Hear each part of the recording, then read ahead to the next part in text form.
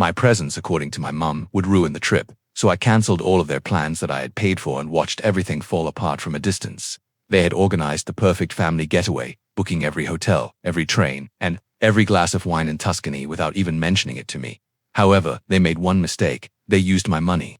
My mother pulled me aside and said, "Next week is special, and your presence would ruin it." My father added that I was too different now. I clinked my fork against my glass, making a mental note of their words. That night, I reversed all the charges for Italy, locked their travel passes, and cancelled their airport transportation. When they tried to check in, they were denied everything. My brother's text came first, demanding that I unblock the account. I was so angry that I couldn't sleep. They had arranged the whole trip without me. It was a meticulously planned holiday in Italy, with visits from Venice to Florence to Rome. The plans included luxurious hotels, high-speed trains, exclusive tours of vineyards in Tuscany, and dinner reservations at restaurants where you had to know someone just to be on the waiting list. They had planned it all themselves and used my money to do it. There was no mention of me, my daughter Lily, or my son Ethan. It was just my mother, father, sister Brooke, her husband Tyler, and their 2 children. This was the family they envisioned, the one that mattered. I found out when I got an email confirmation that was not meant for me. Brooke must have forwarded it by accident. It showed all the details, the dates, passengers, and it felt like a punch to the chest. I sat there rereading it, hoping to find my name somewhere in the footnotes, but it was never there. My mom had first brought up the idea 6 months earlier during one of our regular Sunday dinners. She said she had always wanted to take a big family trip and that she wanted the kids to experience Europe while they were young. She mentioned that Brooke and Tyler were low on cash and asked if I could help with the initial costs, promising to pay me back later. Without hesitation, I said yes, explaining that I had just secured a big consulting contract and wanted to do something special to bring the family closer. I paid for the entire thing, flights, hotels, and everything else. Then they cut me out completely. I did not confront them right away. I waited until that Sunday when they were all there, acting like nothing had happened. Mum cooked baked ziti, as if it were a normal Sunday. Dad talked about golf, and Brooke just smiled, as if she hadn't already twisted the knife. After dinner, I casually brought up the trip, saying, "Italy sounds lovely this time of year." There was silence. My mom looked at me and said, "Next week is special, and having you there would ruin it." Dad leaned back and added, "You're too different now." No one disagreed or spoke up. It was as if they had all rehearsed it. I clicked my fork against the glass again, letting them know I had heard them. I did not argue or ask for an explanation. I took my kids home and got them ready for bed. Once the house was quiet, I went to work. All the reservations, hotel rooms, passes, and transfers were still in my name. They hadn't even bothered to take my name off the bill. They did not have the decency to hide their arrogance. I reversed each charge one by one. I froze the travel cards and locked the train passes. The hotel reservations were no longer valid. I sat back and watched it all burn. Tyler's first text message came at 7:42 a.m. the next morning. "I've unblocked the account now," he said. I responded, "Sorry, I'm too different now." Then came calls from my mom and emails from my dad. Brooke texted a screenshot of her crying daughter, claiming I was being unkind, but I did not reply. Their intention was for this trip to be about their family, so I decided to let them figure it out on their own dime. They had no idea this was just the beginning. They showed up at JFK Airport as if they owned the place. They had first-class tickets and matching luggage sets. Tyler even wore loafers without socks, seeming to believe it made him European. Brooke's Instagram story, captioned "Ciao Bella," was a boomerang of champagne glasses clinking. At that point, I was not even upset. I was just waiting. They had no idea anything was gone. I had done more than just reverse the charges and cancel appointments. I had called each hotel and told them the situation. I canceled the car service in Rome and the vineyard tours in Chianti. I reported the travel passes as stolen and changed the login information for the travel portal, leaving no trace that the trip was ever theirs. I knew exactly when it all began to fall apart. Their flight was scheduled to board at 6:40 p.m. At 6:12, I got a text from Tyler asking, "Why are we being denied boarding?" Then Brooke texted, "Did you cancel the flights?" A flood of calls followed. Everything was falling apart. It must have been chaos, with 4 adults and 2 children standing at the gate, stunned, trying to understand why a trip that was supposed to be fully paid for suddenly didn't exist. Brooke was probably being loud. Tyler was pretending to be calm. Dad was trying to assert some fictional authority. And Mum was likely just standing there angry that someone had told her no. I was in my kitchen with Lily and Ethan, helping them make pizza from scratch. They did not know anything, and I wanted it that way. They still think that Grandma and Grandpa had to cancel their vacation because of unforeseen circumstances. Around 9 p.m., the tone of the texts changed. Tyler wrote, "You are acting psychotic. You're hurting your own family." Brooke texted, "Your children will hear about this someday." I did not respond. I let the silence do its work. Then my dad sent a message that almost made me laugh. "You have embarrassed us," I replied. "You've gone too far." I hope it was still special. The next morning I saw their car in the driveway. They had returned 20 hours after their flight, defeated and exhausted. That's when the next part of this whole drama began. At 3:47 p.m. the doorbell rang. It was my mom, with no makeup and her hair pulled back. Her tone was somewhere between neutral and annoyed. She did not start with an apology. She said, "All right, you have made your point." I let her continue. She talked about how these kinds of actions create divisions in families and how I needed to be more tolerant. She said it was not fair to ruin something they had planned for so long just because I felt left out. Then she switched topics, saying, "Anyway, I wanted to talk to you about the backyard. The contractor was still scheduled to start next month, and they did not want to lose the date." She said my dad thought I might be able to help cover the deposit. I just looked at her. She really believed I would come around. Part of me still wanted to be in the family, and I had always provided money for them, so I thought I would always continue to do so. I nodded slowly and told her I would check my accounts and let her know by the end of the week. She smiled as if she had won something back and left feeling satisfied. This was perfect because now it was my turn to play. My silence was strategic. I could tell they were giving me just enough space to save face. It was a calculated move, not a sign of respect. They probably thought I was sulking, regretting my actions at the airport, and running out of steam.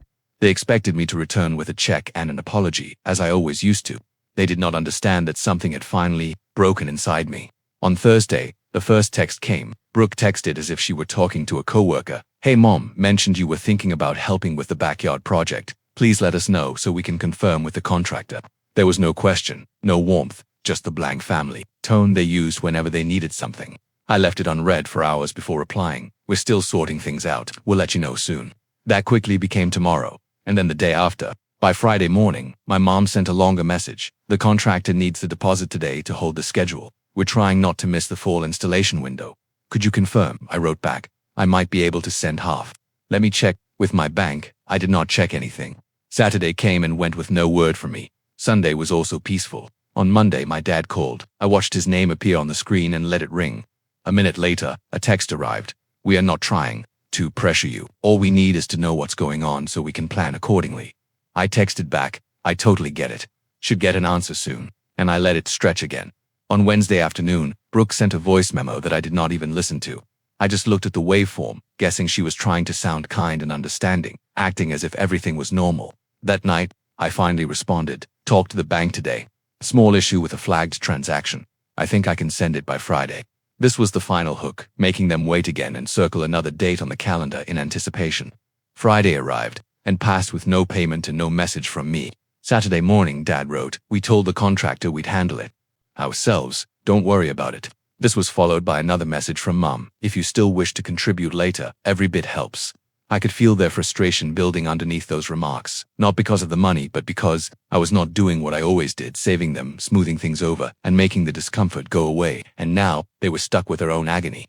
That night, Brooke emailed a photograph of their backyard, with its patchy grass and a few white markers showing where a patio might have been. The caption was, "Still hoping to get something done before the weather turns." I did not respond. I just stared at it. The space between us was no longer just uneasy. It was purposefully expanding. For the first time in my life, I was finished with making sure they were okay, and they were just beginning to understand what that meant. A week went by with nothing but quiet. There were no notes from my mom, Dad, or Brooke, no more gentle nudges about the backyard, and no news about rescheduling the trip, just nothing. It might have seemed peaceful if I did not know them so well. They were not moving on. They were regrouping, waiting for me to give in, and making me believe I was the one who had walked away. Then something completely unexpected happened. I got a text from my cousin Rachel. "Hey, just checking in. Grandma is terribly upset about the Italy situation. You okay?" She wrote. I was stopped in my tracks. My grandma had not been mentioned once in this whole mess. She lives alone in Albany, and had not traveled in over a decade. She sends handmade thank you cards and remembers everyone's birthdays. I have always tried to avoid family drama. I asked Rachel what my grandma was concerned about, and she explained that Brooke had told my grandma that I had canceled the trip out of the blue, causing them to lose thousands of dollars. My grandma was confused and thought I might be having some kind of breakdown. That was it. They were already changing the story. I was no longer the one who had to pay for everything and was then excluded. I was now the erratic son who ruined a nice family vacation. Of course, they would twist it that way. They had always controlled the narrative until now. I called my grandma, and she answered right away, her voice soft but heavy. "Nathan," she asked. "What happened, honey?" I told her everything, without being overly dramatic or venting. I just laid it all out, how I was asked to pay months ago, how they planned every detail without involving me or my children, and how I found out by accident. Then, when I brought it up, they said my presence, that would ruin the trip. She did not interrupt once. After a long pause, she said, "That is not what they told me. They said you refused to go. You claimed you canceled the cards in a fit of rage," she explained. I told her that was not even close to the truth. She was quiet again, and then she said, "I'm so sorry, Nathan. I don't know what's wrong with them." That was all I needed to hear, that the consequences came quickly. An hour later, I got a text from my mom asking, "Did you tell Grandma a warped version of events?" Then Brooke texted, "You're making matters worse. She is old. Nathan, she does not need this much stress." Tyler even chimed in, "This is harmful behavior, man. You are turning people against their own families." I read each message without feeling angry or sad. They had excluded me, lied about it, tried to manipulate my grandma, and now had the nerve to accuse me of being divisive. So, I responded with a final message, which I forwarded to the group chat with all 4 of them. "I'm stopping all financial support immediately." I wrote, "No more vacations, renovations, loans, or we'll pay you back texts. If I'm too different to be a part of the family, I'm also too different to support it. Good luck with the backyard." I pressed send and put my phone down. No one replied that night, not because they were surprised, but because they knew I meant it. About a week after I cut them off, Brooke called me out of the blue. It was a full phone call, not just a text. I did not answer. She left a voicemail with an almost funny tone, bright and cheerful, as if we were just catching up after a trip. She said she had been thinking about what I said and that we should all get together soon. She even mentioned that the kids missed me, as if that were a magic phrase. A few days later, my mom texted me a photo of a stack of cheap patio stones in their yard. There were no workers, no progress, just a mess, she wrote. "We're still going to try and make it work ourselves. Found a good deal locally." Was a subtle shift, just enough to suggest how hard they were working without me, while also giving me an opening to crawl back through if I wanted to. I responded, "Looks promising. Let me know if you need help hauling." I had opened the door just a crack, and they walked right in. My mom sent a long essay about how every family has its seasons and how she hoped. I understood that money was not the reason they wanted me around. She said they had all gotten a little lost in the planning and that it might be time for a reset. Brooke contacted me separately, saying she had been feeling weird since the airport incident and wanted to reconnect with no pressure. She asked if we could get coffee next week, with no expectations, just to talk. Even Tyler, who usually only sent one-word replies or passive-aggressive emojis, texted, "I think I overreacted." We all did. No hard feelings. It was an impressive change, like a full rebranding campaign. Suddenly I was no longer toxic, unpredictable, or too different. I was valuable again, useful. So I decided to give them a taste of their own medicine. I told Brooke I would love to meet and chose a date and time. She responded with a heart emoji and seemed excited. Then, on the morning of our meeting, I cancelled, giving some vague excuse about a long work call. She was disappointed but polite, saying, "I completely understand. Let us reschedule soon." We never did. A few days later, my mom asked if I could help with a gravel delivery, saying that just $300 would help with the shortfall. I replied that I would check things and get back to her, but I did not. My dad mentioned they were looking into firewood delivery for the winter because their previous provider had raised prices.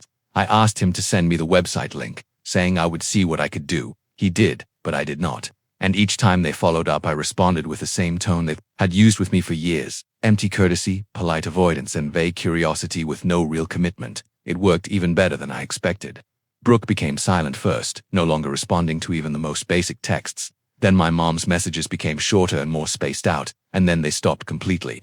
Tyler unfollowed me on Instagram. When October came, my dad did not send his usual happy birthday group text to the entire family. That was odd. He had been sending it like clockwork for 10 years. The funny thing was, they could not say anything about it. I had done nothing wrong. I had not yelled, cursed, or told them off. I had simply become like them. This was how they had always been with me, all promises. No payment, all surface, no substance. And I believe that for the first time, they were experiencing what it was like to be on the outside of their own games. It must have been miserable.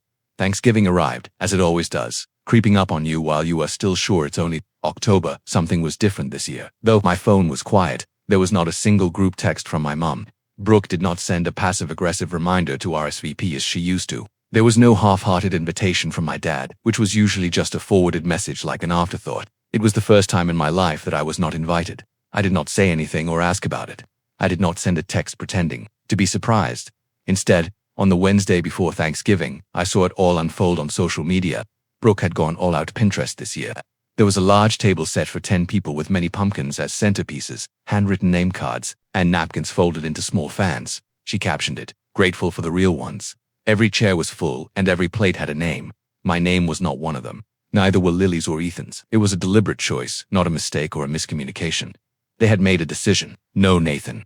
There was no mention of what had changed, just a carefully created version of family. The kind of family that did not challenge them and was never asked to feel sorry or responsible. I did not tell Lily or Ethan anything. We made our own dinner, not turkey. They voted for homemade mac and cheese and waffles, so that's what we had. We ate on the couch, watched old movies, and laughed so hard that I almost forgot what day it was. A few days later, I ran into Rachel again in the grocery store parking lot. She had the same strange half smile. "They did not invite you?" she asked, even though she already knew the answer. "Nope," I said. "First year," she nodded slowly. "Brooke told Grandma it was just easier this way. Less tension means less tension," she said. "That is how they put it. They cut my children and me out completely, as if they could just mute us like background noise. It was as if their problem was not what they did to me, but how uncomfortable it made them feel to look at it." Christmas came next, and I did not even check my phone. The only picture I saw was from a neighbor who follows Brooke on Instagram. It showed a family photo in front of the fireplace, with everyone wearing matching pajamas, 5 stockings, and hot cocoa. Out of curiosity, I zoomed in. There were names on the stockings, but none for my children. There was no Lily, Ethan, or me. Not even a placeholder hanging at the end. The message could not have been clearer. They were not just excluding me, they were deleting us. It seemed ridiculous at first, and I would be lying if I said it did. But the discomfort did not last. It turned into something colder and quieter. Not bitterness, but distance. I had no idea I could achieve such emotional peace. By January, I had stopped checking their names and my alerts. I took Lily and Ethan to Seattle for New Year's. It was just us. We walked around Pike Place Market in the rain, rode the Ferris. Will bought expensive souvenirs, and stayed in a hotel with a fireplace and robes that made them laugh. It was not traditional or planned down to the second. It was real, and for the first time in years, I did not feel like I was missing anything, or being left out. I felt free, surprisingly. That was my most successful financial year. I landed 3 new clients, finally finished a terrible project from the previous year, and had more money in my accounts than ever before. I could have paid for my mom's entire backyard renovation several times over. I could have paid for the Italy trip again and upgraded every seat. I could have given them a blank check just to make a point. Instead, I had a heated driveway built at my house and started planning a summer road trip with my kids. There were no group chats and no approval needed. They had stopped inviting me not because I had changed, but because I had stopped following their rules. I stopped making it easy for people to use me and disregard me at the same time. And once the money was gone and I made it clear that nothing else came with it, not my silence, forgiveness, or a smile, they had no idea how to treat me anymore. So they did not. They cut me out for their own comfort, and I stayed out for my own peace. 2 months went by, and in February, I received an envelope. It was plain, with no return address, and only my name was written in my mother's shaky handwriting, as if she was unsure whether to send it. I stood in the kitchen and stared at it for a while. I could have thrown it away, but curiosity got the better of me. Inside was a folded note and a check. The letter had only 2 paragraphs. The first said they were trying to fix what was left of our relationship. The second said the check was for my half of the Italy vacation since I did not go, and it was for $3,600. I laughed, truly laughed, not because of the amount, but because they still thought it was about money. It was as if they believed they could put a price on that week, repay me for my missing experience, and pretend nothing had happened. As if a check would make up for how they had abandoned me and my children. I did not cash it. I just put it on the fridge with a magnet and left it there. 3 days later, Tyler sent me a message with only 1 sentence. "We need to talk." I ignored it. Then Brooke texted Grandma's in the hospital. "She asked for you." That one made me pause. I called the hospital and confirmed it was true. She had a mild heart condition, nothing too serious, but she had asked for me twice. So, I drove up to see her. When I walked in, she smiled as if no time had passed, as if we had not missed 2 holidays and a dozen family gatherings. We talked for an hour about books, the weather, and other random things. Then she said, "Don't let them write the ending. Without you, I did not know how to respond." On my way home, I stopped at a diner and sat in my car with a coffee, thinking about the check again. That night, Brooke called me again, and this time I answered. She jumped right in, saying they wanted to reset everything and that it was time for a real conversation. She did not exactly apologize, but she mentioned that her children had been asking why they had not seen Lily and Ethan in so long, suggested we all get together soon.